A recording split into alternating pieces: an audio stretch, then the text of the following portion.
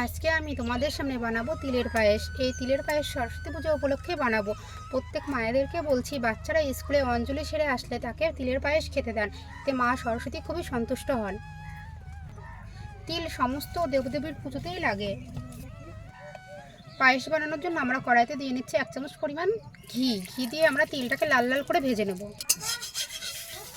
তিলগুলো এবার আমরা সুন্দর করে লাল লাল করে ভেজে নেব। তিলটা লাল লাল করে ভাজা হয়ে গেছে, এর মধ্যে আমরা এখন দুধ দিয়ে দেবো।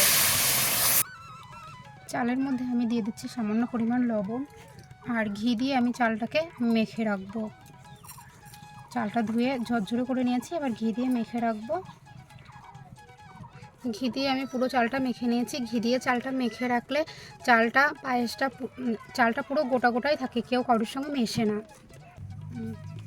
দুধটা আমাদের ফুটে গেছে, এর মধ্যে আমরা চালগুলো দিয়ে দেবো। আতপ চাল। আমাদের পায়েসের চালটা সিদ্ধ হয়ে গেছে, এর মধ্যে আমরা দিয়ে দেবো পাটালি। দিয়ে দিচ্ছি সামান্য পরিমাণ চিনি। এতে এখন দিয়ে দিচ্ছি কটা কিশমিশ। আমাদের তিলের পায়েসটা হয়ে গেছে, এখন আমরা এলাচের ফলটা গুঁড়ো করা ফল ছিটিয়ে দিয়ে নামিয়ে নেব। এবার আমরা পায়েসটাকে নামিয়ে নেব। এই ছিল আজকে আমাদের তিলের পায়েসের রেসিপি। প্রত্যেক মায়েরা বাচ্চাদেরকে সরস্বতী পুজোর অঞ্জলি দেওয়ার পরে তিলের পায়েস বাড়িতে বানিয়ে খাওয়ান। আর সরস্বতী পুজোর দিনকে আমরা সেরকম কেউ নিরামিষ খায় না, সবাই মাছ মাংসই বেশি খায়। তো প্রত্যেক দেবীর পুজোতেই আমরা নিরামিষ আহার গ্রহণ করি, তো সরস্বতী পুজোতেও বাচ্চাকে নিরামিষ খাবার দিন।